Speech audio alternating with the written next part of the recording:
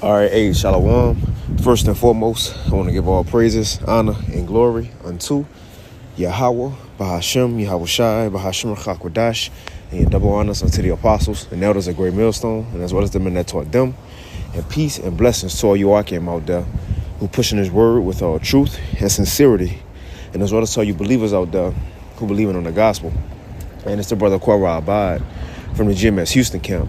And real briefly, I want to go into a quick hit. While I say a quick hit, we'll see what the Lord, got in store. But Lord willing, this lesson to be edifying. But it's something I was just sitting here just kind of meditating on. And it's to the point of how Yahawashi, how when he came on the scene, now remember at the time he came on the scene, it was all about the law. The scribes and the Pharisees, the temple, the law. You see, the old covenant way of doing things, which even at that time, the old covenant was, pretty much we already went off. I don't want to say it was voided, but we weren't living by that no more because we broke it. You see, we broke it. That's the need of Yahawashi. That was the purpose of his coming, so we could have mercy and grace in the condition that we're in because of breaking the covenant. And what's the condition? In captivity. In captivity.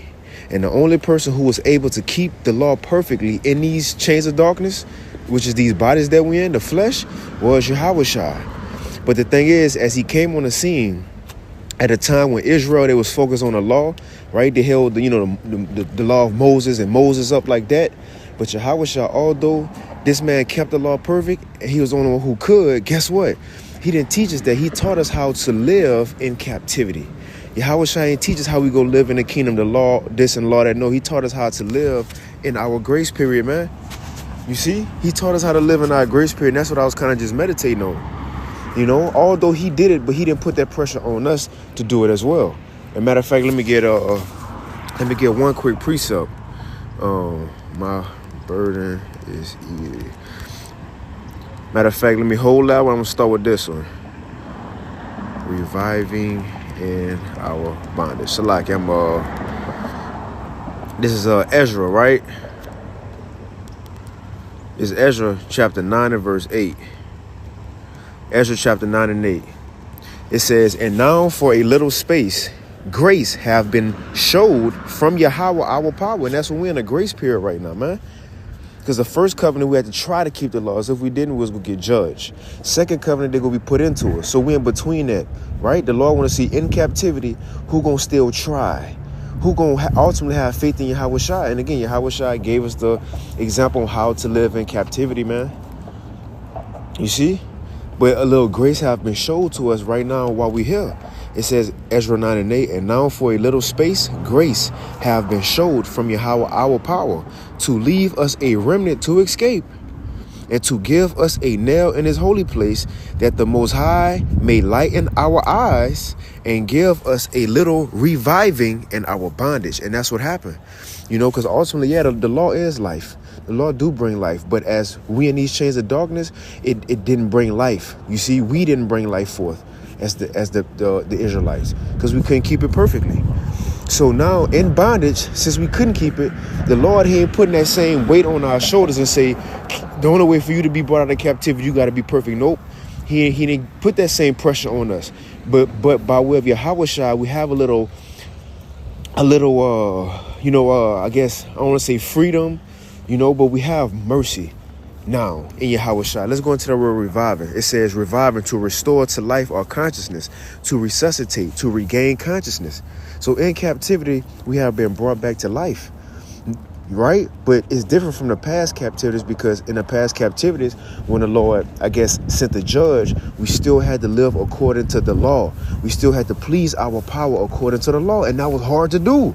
But through Yahawashi, when he lived, although he kept the law perfect, which he showed, look, I'm keeping the law.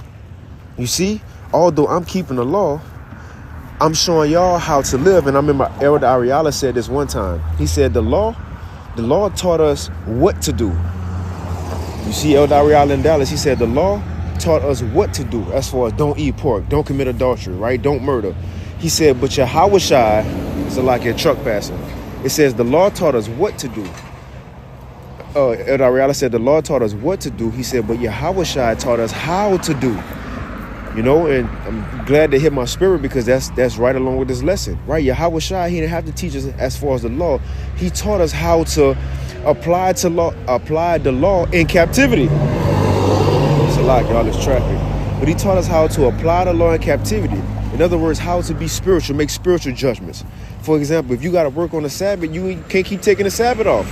It's mercy right there, man. You know, so on and so forth. Say if the Sabbath just kicked in, you got to get gas. Would you go run out of gas? No. The Yahawashi taught us how to do his mercy in certain things. Like when they was trying to stone the disciples, right? Or bring the disciples on charges because they was picking corn on the Sabbath.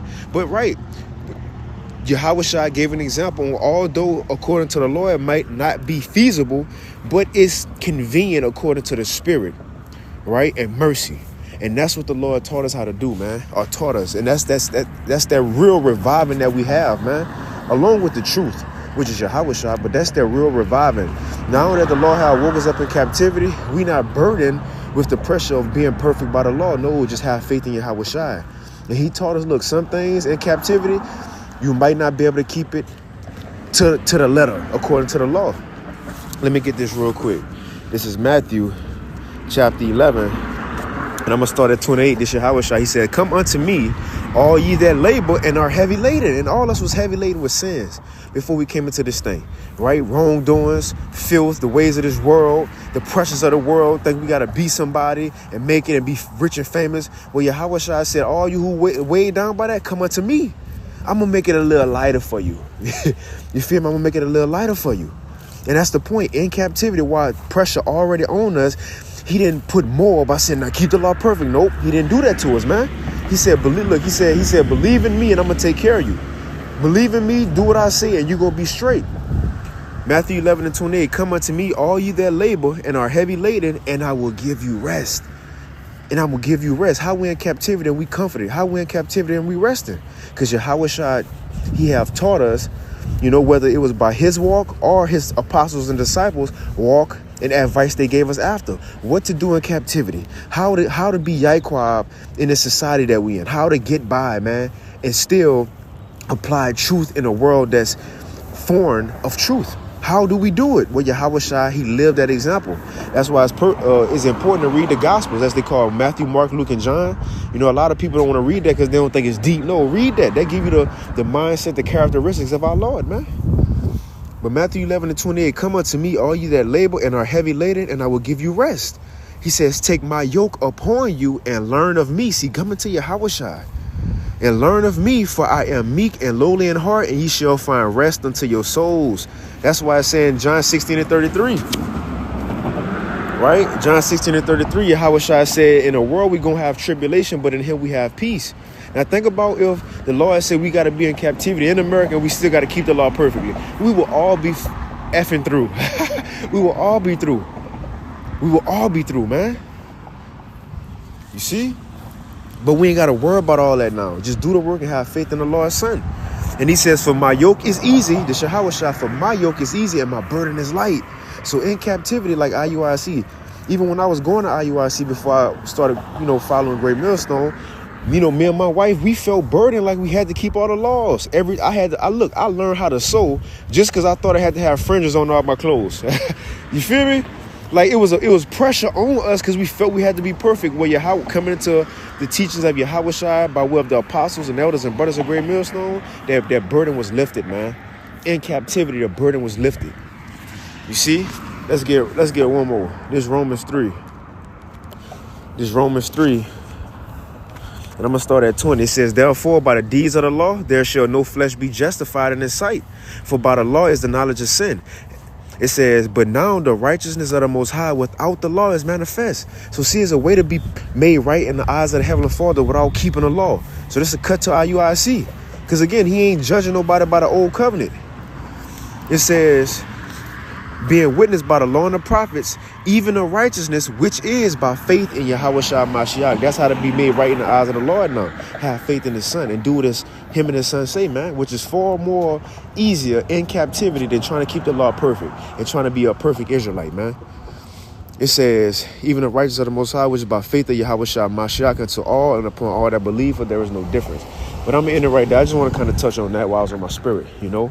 Yahawashi has taught us how to live in a grace period while we're in captivity, man. You know, Lord willing, that was edifying. Shalom.